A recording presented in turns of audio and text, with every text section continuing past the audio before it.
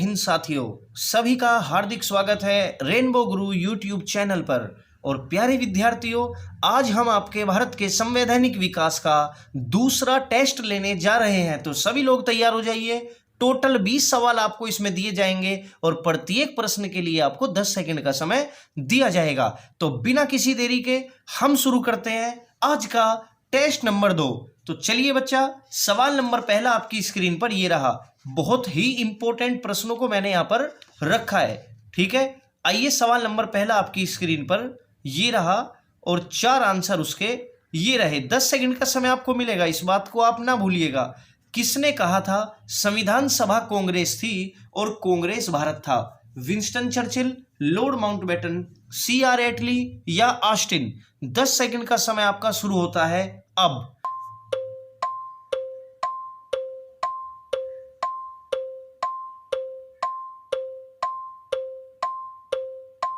तो बच्चों, आपका समय यहां पर पूरा हो जाता है और इसी के साथ इस सवाल का करेक्ट आंसर हो जाता है डी ऑप्शन, ऑस्टिन। ऐसा किसने कहा था? ऐसा ऑस्टिन ने कहा था। आइए, इसके बाद आगे बढ़ते हैं हम सवाल नंबर 2 की ओर। सवाल नंबर 2 आपकी स्क्रीन पर ये रहा। संविधान सभा ने राष्ट्रीय ध्वज को सबसे पहले कब अपनाया? संविधान सभा ने राष्ट्रीय ध्वज को सबसे पहले कब अपनाया? सभी लोग अपना अपना उत्तर अपने दिमाग में जल्दी से सेट कर लीजिए। 22 जुलाई, 23 जुलाई, 25 जुलाई या 15 अगस्त? आपका समय शुरू होता है अब।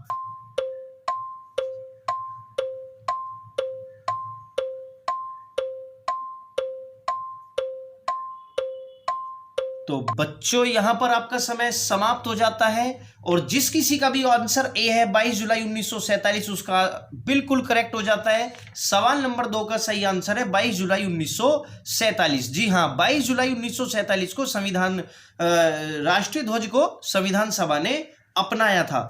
इसके बाद आ जाते हैं सवाल नंबर 3 की ओर। डॉक्टर भीमराव अंबेडकर का जन्म और मृत्यु वर्ष क्रमशः कौन सा है? भीमराव अंबेडकर की मृत्यु और जन्म का वर्ष आपको बताना है। 1886, 1951, जन्म 1891, 1956, 1877, 1961 और 1889, 1961। समय शुरू होता है अब। जल्दी जल्दी अपना उत्तर अपने माइंड में सेट कर लीजिए, कौन सा इसका सही है, फिर मैं आपको अभी के अभी करेक्ट आंसर इसका बताऊंगा।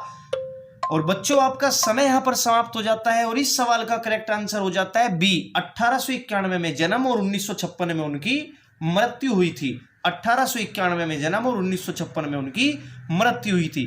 चलिए, इसके बाद आ जाते हैं सवाल नंबर 4 की ओर। 1940 के चुनाव के बाद मुस्लिम लीग ने किस प्रांत में अपनी सरकार बनाई थी? बहुत इंपॉर्टेंट सवाल है और ये रहे इसके 4 आंसर। बंगाल, बिहार, पंजाब और उड़ीसा।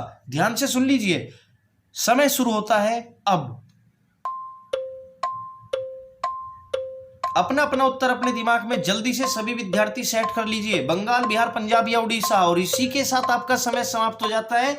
और 1940 के चुनाव के बाद मुस्लिम लीग ने कहां पर बच्चों? बंगाल में। ए ऑप्शन जिसका भी है बिल्कुल सही आंसर इसका हो जाता है बंगाल। इसके बाद आ जाते हैं सवाल नंबर 5 की ओर। भारत की स्वतंत्रता के समय इंग्लैंड में किस पार्टी की सरकार थी? बताइए जल्दी से। जब भारत आजाद हुआ तो इंग्लैंड में किस पार्टी की सरकार थी? सवाल नंबर 5 का सही आंसर बता दीजिए। 4 ऑप्शन आपकी स्क्रीन पर ये रहे। Congress, liberal party, conservative party या लेबर पार्टी? किस पार्टी की सरकार थी? समय शुरू होता है अब। 10 सेकंड का समय मात्र आपको दिया जाएगा, जल्दी से बता दीजिए इसका सही आंसर।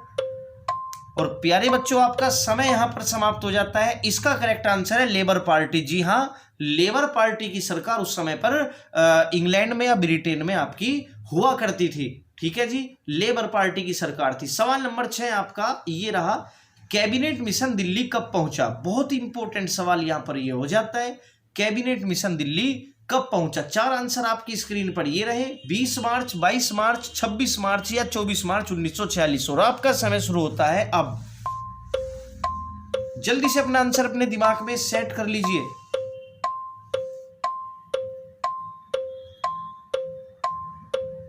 जी हां दोस्तों, जिस किसी भी बच्चे का आंसर 24 मार्च 1946 है, उसका जवाब बिल्कुल करेक्ट हो जाता है डी ऑप्शन, 24 मार्च 1946। इस सवाल का बिल्कुल सही उत्तर होगा। आइए बढ़ते हैं सवाल नंबर 7 की ओर। अगर टेस्ट आपको अच्छा लग रहा हो तो लाइक जरूर कर दीजिएगा, सभी लोग लाइक कर दीजिएगा। किस एक्ट के द्वारा कलकत्ता में बनी सरकार को बंगाल बिहार और उड़ीसा की दीवानी प्राप्त हो गई थी? बताइए, किस एक्ट के माध्यम से कलकत्ता में बनी सरकार को बंगाल बिहार और उड़ीसा की दीवानी प्राप्त हो गई थी? आपका समय शुरू होता है। 4 आंसर ये रहे आपके। अब समय आपका शुरू होता है अब।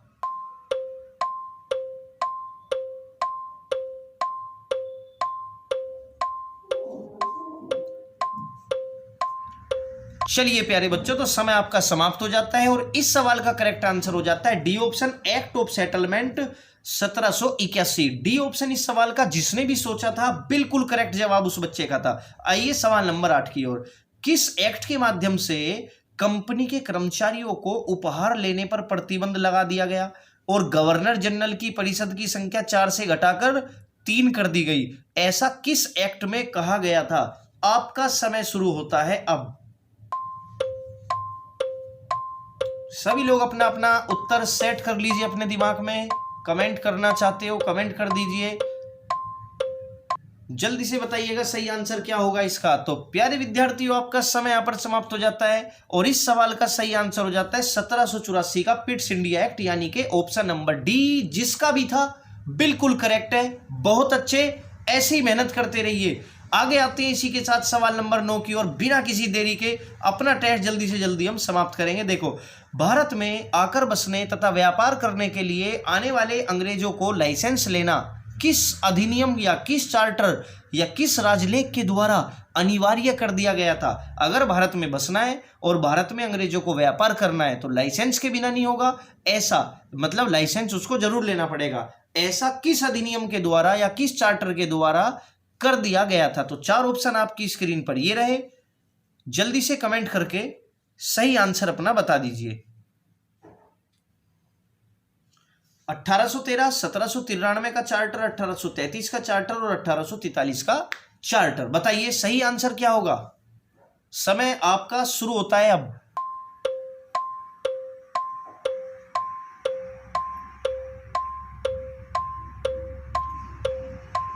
तो बच्चों, आपका समय यहां पर समाप्त हो जाता है और सवाल नंबर 9 का करेक्ट आंसर आपका हो जाता है 1813 का चार्टर। ठीक है बच्चे, ए ऑप्शन इस सवाल का जिसने बताया बिल्कुल करेक्ट है। 1813 के चार्टर के माध्यम से ऐसा किया गया था। समझ गए ना? सवाल सारे के सारे बहुत इंपॉर्टेंट है। यूपीएससी को देखते हुए ये सवाल आपका प्रश्न पत्र तैयार किया गया है। आइए इसके बाद सवाल नंबर 10। कलकत्ता सर्वोच्च न्यायालय में कुल कितने मुख्य न्यायाधीश थे? कुल कितने न्यायाधीश थे? मुख्य नहीं, टोटल बताने हैं। देखो, सन 1773 के रेगुलेटिंग एक्ट के माध्यम से वर्ष 1774 में बंगाल के कलकत्ता में सुप्रीम कोर्ट की स्थापना की गई थी। समझ गए? आपको ये बताना है उसमें कुल कितने न्यायाधीश थे। सारे आंसर आपकी स्क्रीन पर ये रहे। जल्दी से कमेंट करके सही आंसर अपना बता दीजिए। 1, 3, 4 या 2? 1, 3, 4 या फिर 2? सही आंसर जल्दी से बता दीजिए। समय आपका शुरू होता है अब।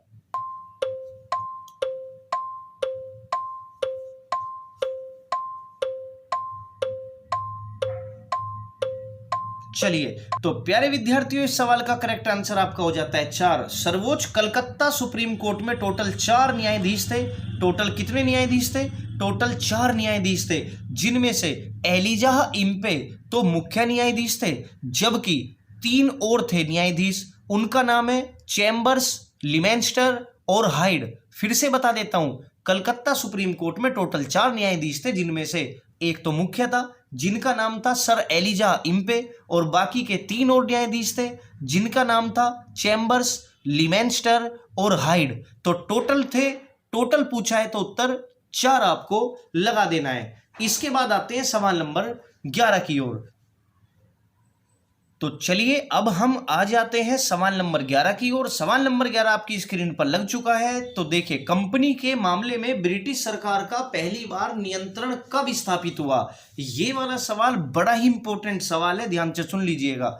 कंपनी के मामले में ब्रिटिश सरकार का पहली बार नियंत्रण कब स्थापित हुआ? और सवाल नंबर 11 के 4 आंसर आपकी स्क्रीन पर ये रहे। 1726 के राजलेख द्वारा, 1773 के रेगुलेटिंग एक्ट द्वारा, एक्ट ऑफ सेटलमेंट 1781 के द्वारा, 1784 के पिट्स इंडिया एक्ट के द्वारा। आपका समय शुरू होता है अब।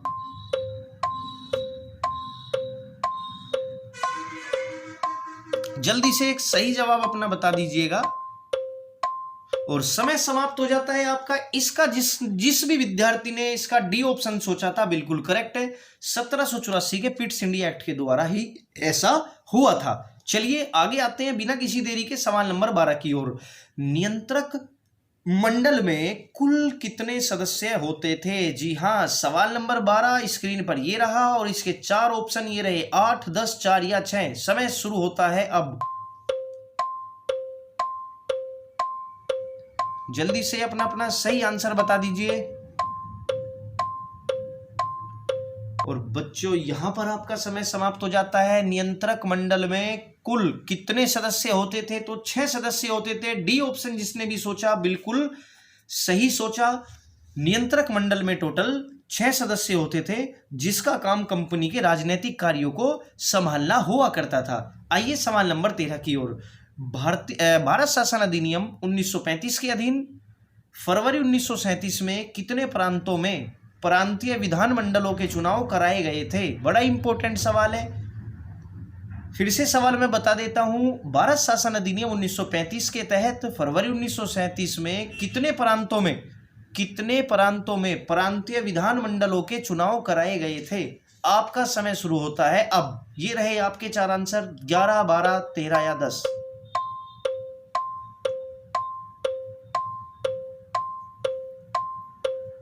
तो आपका समय यहां पर समाप्त हो जाता है। टोटल 11 प्रांत हुआ करते थे जिनमें सभी में चुनाव कराए गए थे। ए ऑप्शन बताने वाले सभी बच्चों का जवाब बिल्कुल सही है। सभी का जवाब सही है जिसने 11 सोच के बैठे थे। सवाल नंबर 14 जल्दी से बता दीजिए। 20 सवालों का टेस्ट है केवल। देखो भारतीय संविधान सभा में महिलाएं कितनी थी? आपका समय शुरू होता है अब। ये रहे आपके 4 आंसर। समय स्टार्ट हो चुका है, जल्दी बताइए।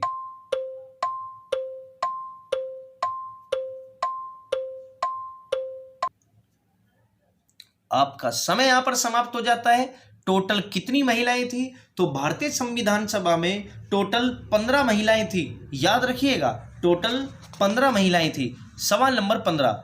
आइए अगले सवाल की ओर। डॉक्टर भीमराव अंबेडकर की अध्यक्षता में संविधान सभा की प्रारूप समिति में कितने अन्य सदस्य थे? सवाल को थोड़ा ध्यान से सुन लीजिएगा। सवाल नंबर 15 क्या कहता है, ध्यान से सुनिए।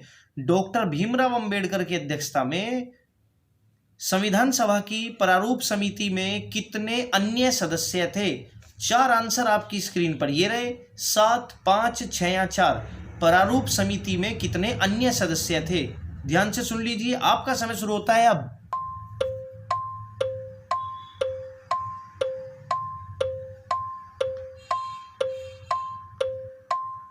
आपका समय यहां पर समाप्त हो जाता है। कितने अन्य सदस्य थे? 7, 5, 6 या 4 में से? तो ध्यान से सवाल को अगर आपने पढ़ा हो तो इसका करेक्ट आंसर हो जाता है 6। जी हां, टोटल सदस्य 7 थे। टोटल प्रारूप समिति में 7 सदस्य थे, परंतु डॉक्टर भीमराव अंबेडकर के अलावा तो 6 थे। तो इस सवाल का आंसर 6 हो जाएगा, ना कि 7। टोटल तो 7 थे। चलिए सवाल नंबर 16 की ओर। भारतीय विधान पालिका प्रथम बार द्विसदनीय कब बनाई गई? काफी इंपॉर्टेंट सवाल है। सवाल नंबर 16 देखो, इस सवाल को आप ऐसे भी पढ़ सकते हो कि भारत में द्वैध शासन की शुरुआत कब की गई, या ऐसा भी आ सकता है कि भारतीय विधान पालिका पहली बार द्विसदनीय कब बनी। बहुत इंपॉर्टेंट ये सवाल है। 1892, 1909, 1919 या 1935। आपका समय शुरू होता है अब। जल्दी जल्दी अपना सही आंसर सोच लीजिए। और प्यारे विद्यार्थियों समय आपका समाप्त हो जाता है। इसी के साथ इसका करेक्ट आंसर आपका हो जाता है 1919। आपको एक मैं हिंट भी इसका दे देता हूं। देखो, द्विसदनात्मक व्यवस्था यानी कि डबल, द्वि मने 2, तो इसमें 1 भी 2 बार आया है और 9 भी 2 बार आया है। तो इसको कभी भी मत भूलिएगा द्विसदनीय व्यवस्था भारत में कब तैयार हुई? तो 1919। क्या याद रखोगे? 1919। चलिए सवाल नंबर 17 आपकी स्क्रीन पर ये रहा। भारत की संविधान निर्मात्री सभा के अध्यक्ष कौन थे? ये भी सवाल कई बार आईएएस परीक्षा में पूछा गया। भारत की संविधान निर्मात्री सभा के अध्यक्ष कौन थे? सवाल नंबर 17 के 4 ऑप्शन आपकी स्क्रीन पर ये रहे। जवाहरलाल नेहरू, भीमराव अंबेडकर, डॉक्टर राजेंद्र प्रसाद और श्री अय्यर। याद रखिएगा, संविधान निर्मात्री सभा के अध्यक्ष पूछे हैं। समय शुरू होता है अब।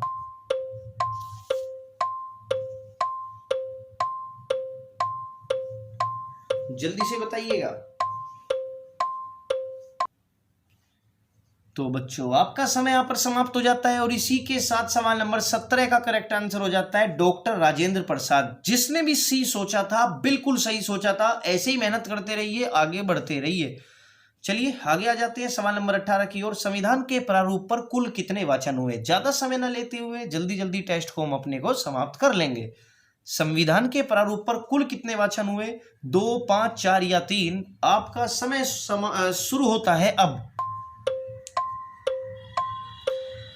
2, 5, 4 या 3? जल्दी से कमेंट करके बताइए कितने वाचन हुए। तो बिल्कुल आप सभी जानते होंगे समय समाप्त हो चुका है। टोटल 3 वाचन हुए थे। संविधान के प्रारूप पर कुल 114 दिन बहस चली थी। इसका करेक्ट आंसर आपका हो जाता है 3। चलिए आगे आते हैं सवाल नंबर 19 की ओर। और टेस्ट हमारा समाप्त होने वाला है। सभी लोग क्लास को टेस्ट को लाइक कर दीजिए, शेयर भी कर दीजिए। 26 नवंबर 1949 को हमारा संविधान अपनाया गया था। लेकिन आपको यह बताना है कि जिस दिन यह प्रभावी हुआ था 26 नवंबर 1949 को हमारा संविधान लागू नहीं हुआ था, उसको एडॉप्ट किया गया था।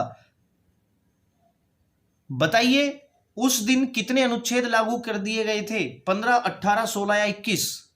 टोटल कितने अनुच्छेद थे जिनको लागू कर दिया गया था?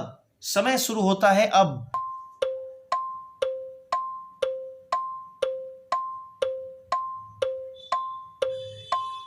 जल्दी सोच लीजिए अपना सही आंसर और समय आपका समाप्त हो जाता है। टोटल 16 अनुच्छेद थे जो लागू किए गए थे।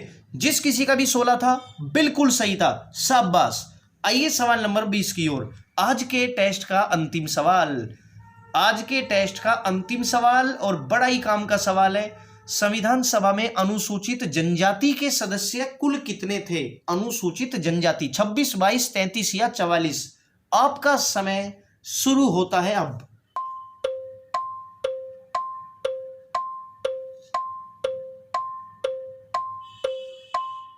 और बच्चों इसी के साथ आपका समय समाप्त हो जाता है। अनुसूचित जनजाति के सदस्यों की अगर बात करें तो टोटल संख्या 33 थी, 33। याद रखिएगा, अनुसूचित जनजाति के सदस्यों की संख्या टोटल 33 थी।